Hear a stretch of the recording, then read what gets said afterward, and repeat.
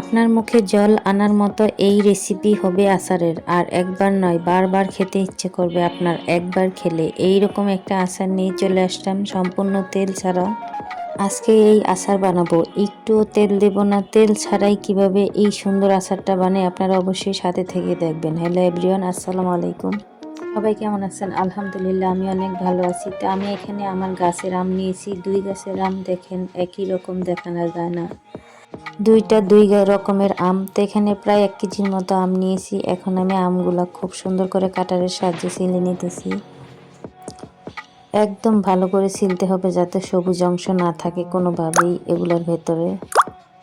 যে কথা বলতে চাচ্ছিলাম, এই আমের আচারটা সত্যি বলতে এতটা লোভনীয় হয় যে আমার বাসার সবাই 1 মিনিটই শেষ করে দেয়। তো এখানে আমি আচারটা তৈরি করার জন্য এই জামগুলো ছিলে নিয়েছি। আর এই আমের সিল্কা দিয়ে আমি একটা রেসিপি দিয়েছি, আপনাদের ভালো লাগলে অবশ্যই নিচে সেটা দেখে নেবেন।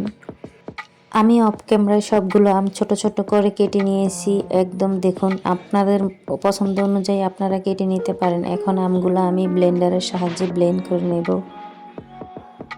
তো আমার অনেকগুলো আম, যেহেতু আমি 2বারে ব্লেন্ডার করে নিতে হবে, কারণ আমার ব্লেন্ডারটা একটু ছোট, তাই জন্য। তো এখানে দেখুন আমি ব্লেন্ডারের ভেতরে সবগুলো দিয়ে দিয়েছি।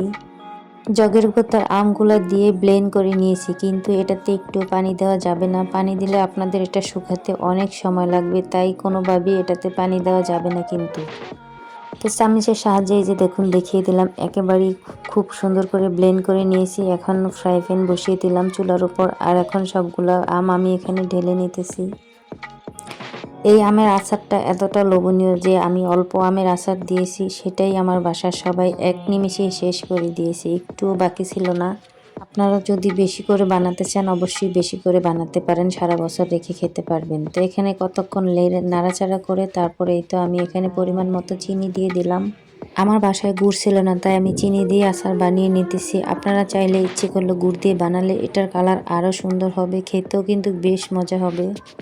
চিনিটা দিয়ে ভালো করে নাড়াচাড়া করে একদম চিনিটা গলিয়ে নিয়েছি। এখন এখানে আমি দিয়ে দিলাম পরিমাণ মতো মরিচের গুঁড়া, পরিমাণ মতো হলুদের গুঁড়া, এটা শুধু কালারের জন্য দিতেছি।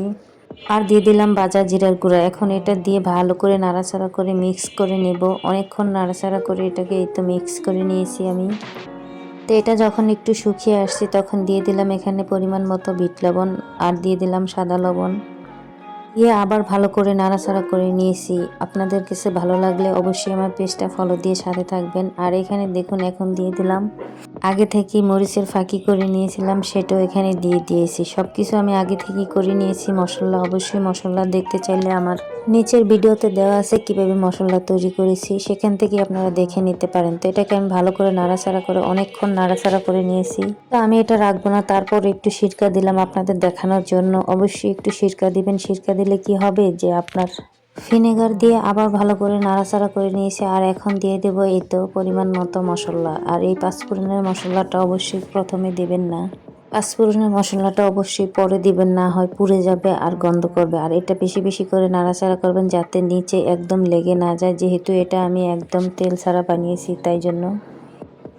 তো একদম ভালো করে নাড়াচাড়া করে একদম নামিয়ে নেবেন এটা। তো আমার এটা প্রায় হয়ে আসছে, এখন আমি এটা নামিয়ে নেব। আর এই তো দেখুন এখানে আমি এখন এগুলা একটা বাটিতে তুলে নিতেছি, যেহেতু আমার বাসার সবাই এগুলা এখনই শেষ করে ফেলবে তাই জন্য। তো এখানে দেখুন আচারটা কতটা লোভনীয় হয়েছে দেখতে।